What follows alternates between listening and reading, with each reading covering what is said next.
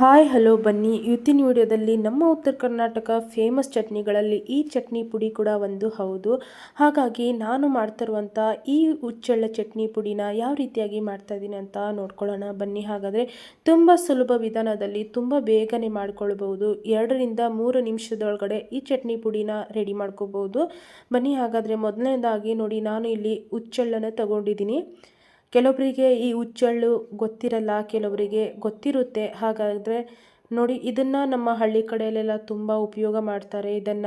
ಇದನ್ನು ಕೆಲವೊಂದು ಪಲ್ಯಗಳಲ್ಲಿ ಸಹ ಉಪಯೋಗ ಮಾಡ್ತಾರೆ. ಬದನೆಕಾಯಿ ಪಲ್ಯ ಹಾಗೆ ಚೌಳಿಕಾಯಿ ಪಲ್ಯಗಳಲ್ಲಿ ಇದನ್ನು ಸ್ವಲ್ಪ ಹುರಿದ್ಬಿಟ್ಟು ರುಬ್ಬಿಟ್ಟು ಹಾಕ್ಕೊಳ್ತಾರೆ. ತುಂಬಾ ಚೆನ್ನಾಗಿರುತ್ತೆ ಟೇಸ್ಟ್ ಮಾತ್ರ. ಈಗ ನೋಡಿ, ಒಂದು ಪಾತ್ರೆನ ತಗೊಳ್ತಾ ಇದ್ದೀನಿ, ಒಂದು ಪ್ಯಾನನ್ನು ತಗೊಳ್ತಾ ಇದ್ದೀನಿ. ಬಿಸಿ ಆಗಿದೆ. ಇದಕ್ಕೆ ಹುಚ್ಚೆಳ್ಳನ್ನು ಹಾಕ್ಕೊಂಡು ಇದನ್ನು ಚಟಪಟ ಅಂತ ಸೌಂಡ್ ಬರುವವರೆಗೂ ಗ್ಯಾಸ್ನ ಕಡಿಮೆ ಉರಿಯಲ್ಲಿ ಇಟ್ಕೊಂಡು ಇದನ್ನು ಫ್ರೈ ಮಾಡ್ಕೊಳ್ಳೋಣ, ಹುರ್ಕೊಳ್ಳೋಣ.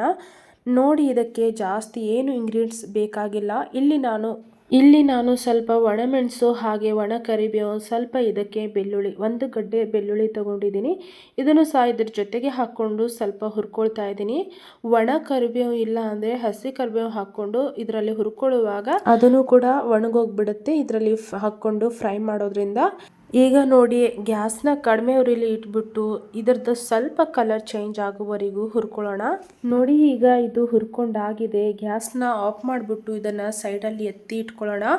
ಇದು ಚೆನ್ನಾಗಿ ತಣ್ಣಗಾಗಬೇಕು. ಚೆನ್ನಾಗಿ ತಣ್ಣಗಾಗುವವರೆಗೂ ರುಬ್ಕೊಳ್ಳೋದು ಬೇಡ. ನೋಡಿ, ಈಗ ಇದು ತಣ್ಣಗಾಗಿದೆ. ಪೂರ್ತಿಯಾಗಿ ತಣ್ಣಗಾಗಿದ ನಂತರ ಇದನ್ನು ಮಿಕ್ಸಿ ಜಾರಲ್ಲಿ ಹಾಕ್ಕೊಂಡು ರುಬ್ಕೋಬೇಕಾಗತ್ತೆ. ಪ್ಯಾನಿಂದ ಡೈರೆಕ್ಟಾಗಿ ಮಿಕ್ಸಿ ಜಾರಲ್ಲಿ ಹಾಕ್ಲಿಕ್ಕೆ ಆಗಲಿಲ್ಲ. ಹಾಗಾಗಿ ಚಿಕ್ಕದ ಒಂದು ಪ್ಲೇಟಲ್ಲಿ ತೆಗೆದುಬಿಟ್ಟು ಇದನ್ನು ಮಿಕ್ಸಿ ಜಾರಲ್ಲಿ ಹಾಕ್ಕೊಳ್ತಾ ಇದ್ದೀನಿ.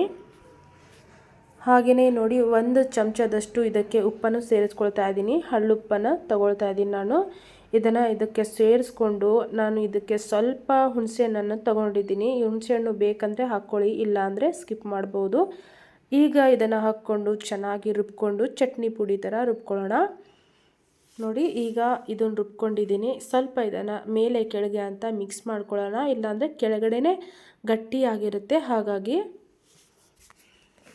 ಮಿಕ್ಸಿ ಏನಾದರೂ ಬಿಸಿ ಆಗಿದ್ರೆ ಸ್ವಲ್ಪ ಅದನ್ನು ತಣ್ಣಗಾಗಿದ ಮೇಲೆ ಮತ್ತೆ ರುಬ್ಕೋಬೇಕಾಗುತ್ತೆ. ನೋಡ್ತಾ ಇರ್ಬೋದು, ಆಲ್ಮೋಸ್ಟ್ ಚಟ್ನಿ ಪುಡಿ ಅಂತರೂ ರೆಡಿ ಆಯಿತು. ಈ ಥರ ಚಟ್ನಿ ಪುಡಿನ ರುಬ್ಕೋಬೇಕಾಗುತ್ತೆ. ನೋಡ್ತಾ ಇರ್ಬೋದು ಎಷ್ಟು ಚೆನ್ನಾಗಿ ಬಂದಿದೆ ಅಂತ. ತಿನ್ನೋದಕ್ಕೆ ಈ ಚಟ್ನಿ ಪುಡಿ ಅಂತೂ ತುಂಬಾ ಚೆನ್ನಾಗಿರುತ್ತೆ.